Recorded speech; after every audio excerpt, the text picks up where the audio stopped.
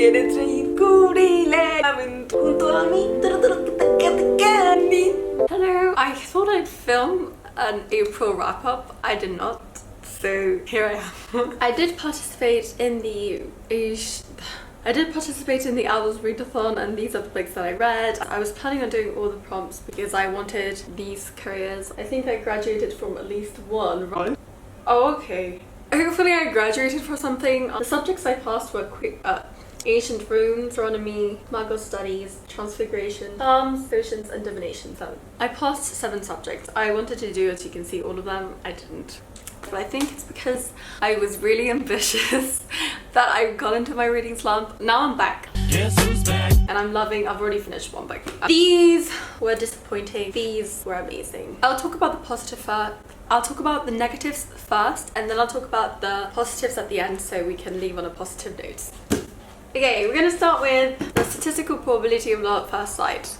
This, I want to give it a 2, but it wasn't that bad. It was just not for me. I guess I expected love and I didn't get love. I know you shouldn't judge a book by its cover, but then don't go and lie to me like this. You shouldn't pretend like this is going to be the best love story when all we got was a family dynamic that was very, very toxic. This is basically about a girl who finds a guy on an airplane and they fall in love, and then their parents are there being really annoying. Her dad was really toxic, I thought. And this was, I wanted to give it a 2.5, but I did find the romance cute. I just wanted more of it.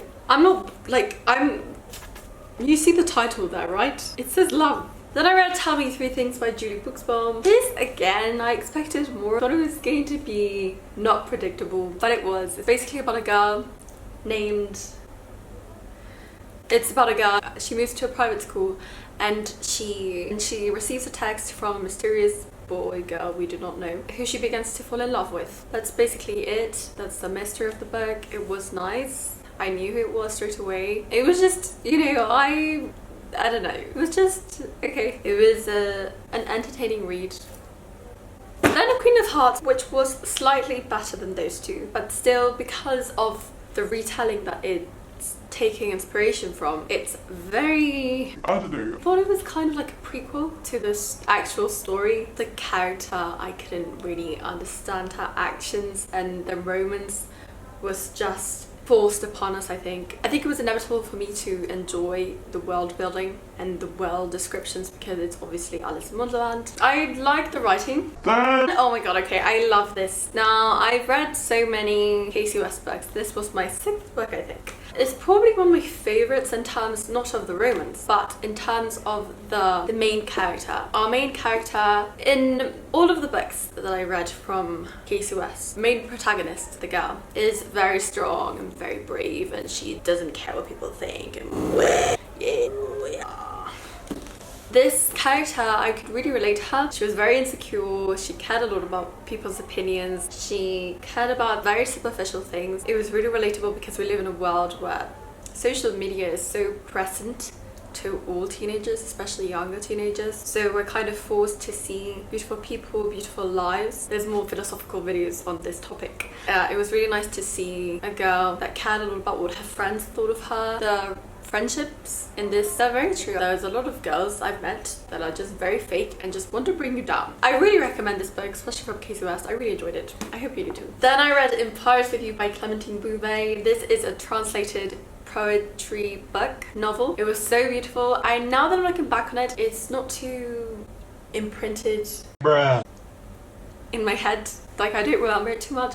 It wasn't that memorable, but I guess the experience of reading a book written in poetry prose was, I think, the greatest thing about reading this book. I did initially give it 5 stars, but now I think it's like 4.5. I love poetry. I love this book. It's basically about a girl and a boy who fell in love when they were younger and now have met one day in Paris with you.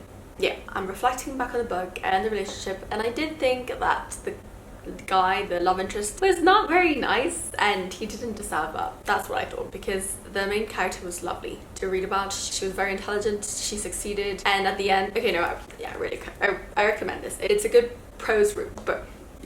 It's a book prose. Then, now this was really memorable. The romance was lovely. So, oh I was, there weren't any intense, you know, steamy scenes. I don't really like reading smutty books. They just make me really uncomfortable, so this is like my smut.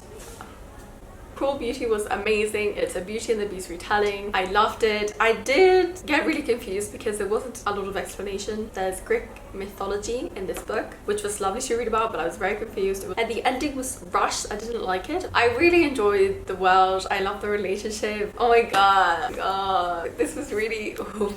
It's my type of read. I love it. I just love reading about princesses. Maxim. I gave it a 4.4. I also felt like it was really short. I wanted more.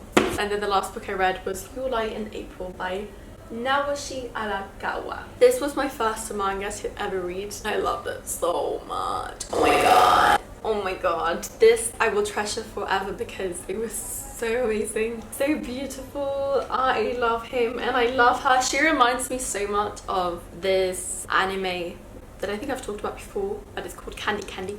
Si me buscas. Tú a mí, junto a mí, Candy. Yeah, Candy is my favorite anime of all time. I do love anime, but I've never read manga and I love this. I really recommend it. If you haven't read manga, I think this is a really good start. I read it in Spanish actually. When it came in the mail, I did not know that I ordered it in Spanish, but I really enjoyed it. Oh, Mexico! Mexico! Ganos el grito de guerra. I didn't do too well. Planning on reading a lot more this month because I'm in a reading mood.